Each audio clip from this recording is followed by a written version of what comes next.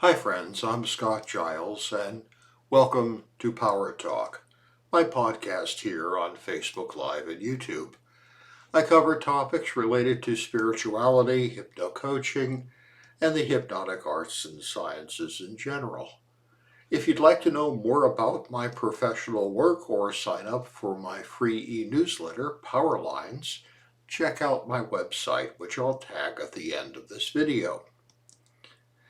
Today I want to talk about memory, what it is, how we use it now versus the past, and what can you do to improve your use of memory if you think it's worth the effort to do so.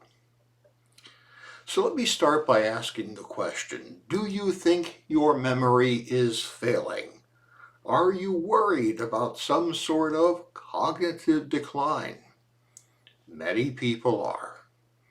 I'm sure most of you have had the experience of walking into a room and then realizing that while you know you walked into the room deliberately, you don't recall why you did so. In fact, I have a favorite joke. I say, yesterday, I walked into a room and I actually remembered why I had gone into it. Of course, it was the bathroom, but still, I'm pleased I remembered. Now, many of you have also had the experience of knowing that you know something, but found yourself unable to recall it, a name, a date, a location. I once introduced my wife as what's-her-face. It did not go over well. They sometimes call these things senior moments, but that's really a bad term, for such moments are actually normal.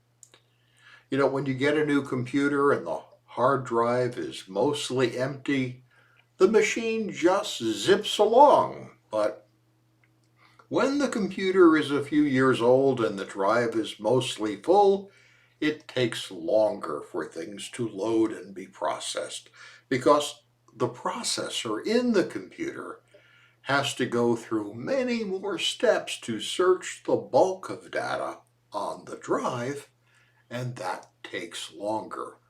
There is simply more experience to remember, and so indexing and recalling all of that is more difficult.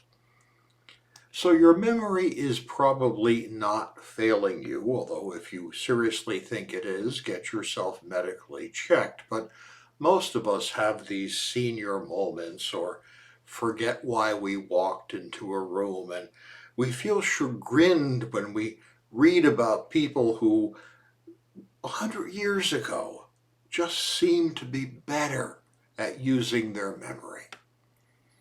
But what is happening is the fact that we use our memory differently today than our ancestors did.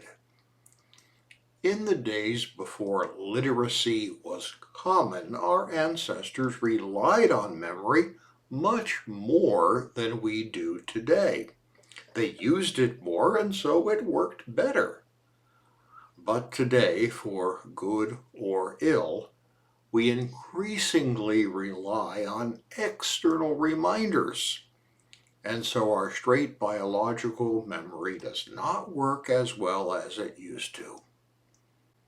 In medieval times, a person might hear a performer run through a song once, and they'd immediately be able to sing it themselves. People couldn't write down lyrics or musical notation. Only a few people had that skill, and paper and ink were expensive. They coped by perfecting their memory. They used it differently, and therefore trusted it more. In medieval and Renaissance times, it was possible to go to university and actually get a doctoral degree in the ars memoria, or the arts of memory, because there was a lot that people had to remember at a time when books were rare and paper and ink were pricey, and most people couldn't even read anyway.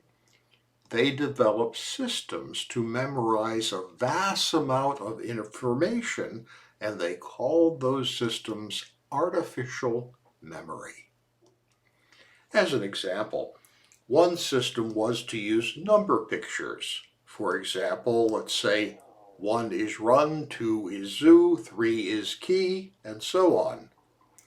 Then when trying to remember the first point of a talk, they would imagine a picture that captured that idea, but also featured some sort of running.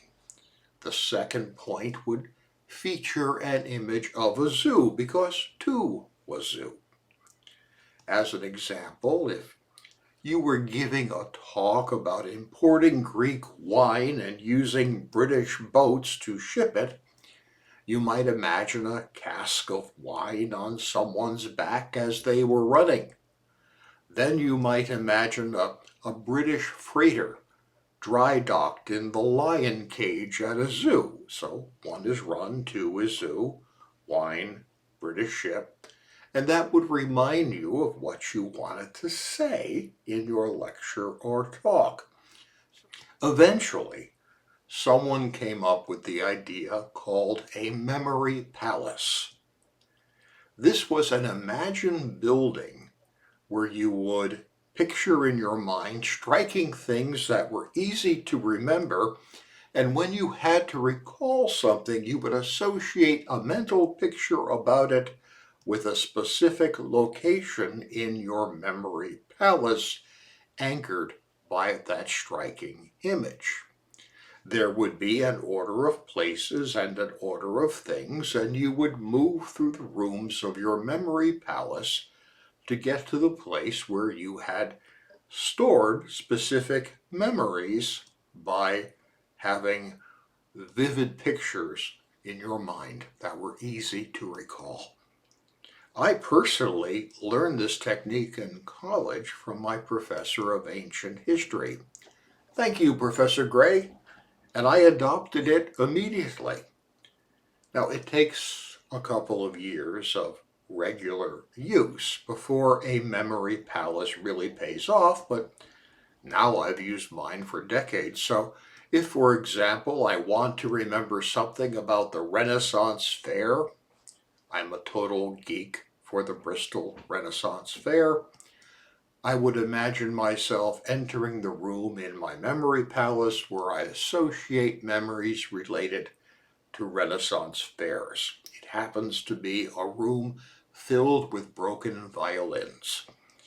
And then I go to the place in the room corresponding to the time period I'm trying to recall, and that way I can easily call to mind a recollection that I might not otherwise be able to remember, say Merlin's Circle, which was something that has not existed at the Bristol Renaissance Fair for more than 20 years, but 20 plus years ago did exist, and I visited it and I stored the information about that in the Renaissance Fair room of my memory palace.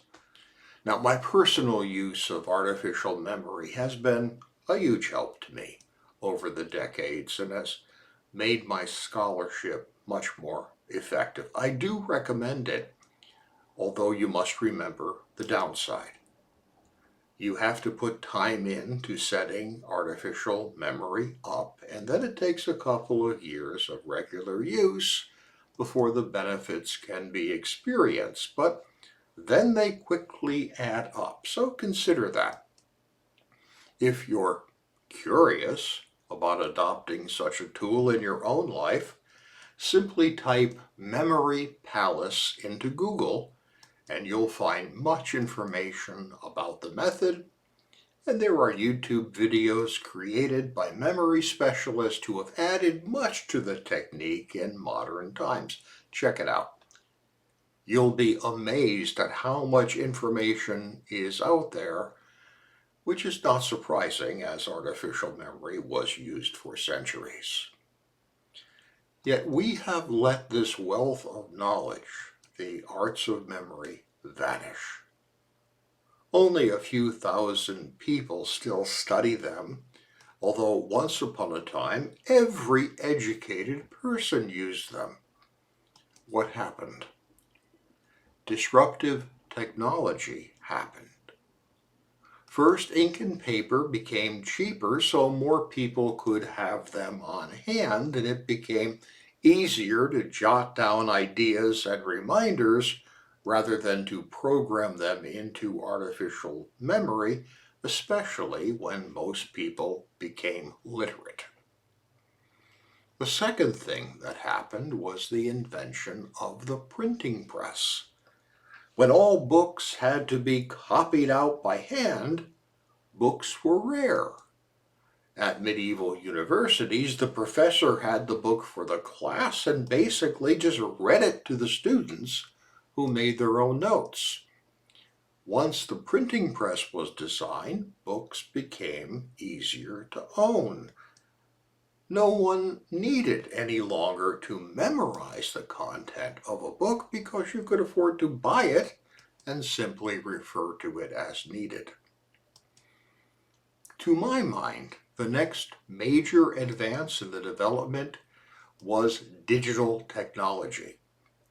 With the advent of computers, we no longer needed to rely on paper for anything. We could do it electronically. Heck, my wife and I are both clergy, so we've had lots of books. Our personal library consisted of thousands of volumes, which we periodically would need to cull to free up space for new books. Now, gradually over the years, we've converted to electronic books, as electronic books are easier to annotate and search, and you don't have to shelve them or keep them dusted. And that gets me to the final disruptive technology, search. If you studied productivity methods years ago, you were taught systems of filing and organization so you could find the information you had stored when you needed it. But with computers and digital storage, all that became passé. You could just dump all of your notes in one huge digital pile and then use artificial intelligence to index every word automatically, and you could find anything you needed using the search feature. You no longer needed to have labels, tags, color coding, files. With all of this, you could find things easily without having to rely on your memory to recall anything. So is your memory failing? Well, probably not. What's happening is you are using your memory differently than you were even a decade ago. Is it easier and more productive to do that? Well, yeah, apparently, because that's what we're doing. What are the long-term consequences of this? Who knows? We are actually conducting a worldwide experiment in human thinking and recall with no planning and absolutely no controls. But one thing is certain, your memory is not what it was, not because it's failing, but because you are using it differently and much less than you used to because of the advent of disruptive external technology for storing and finding information. Hey, thank you for your time and attention today. I'll be back next week with another talk on a different subject. I'd like to invite you to join me. It does help me if you let others know about my work and my videos, so please like, share, and subscribe. And if I can be of help to you, reach out through email, my website, or my Patreon channel. Have a great week.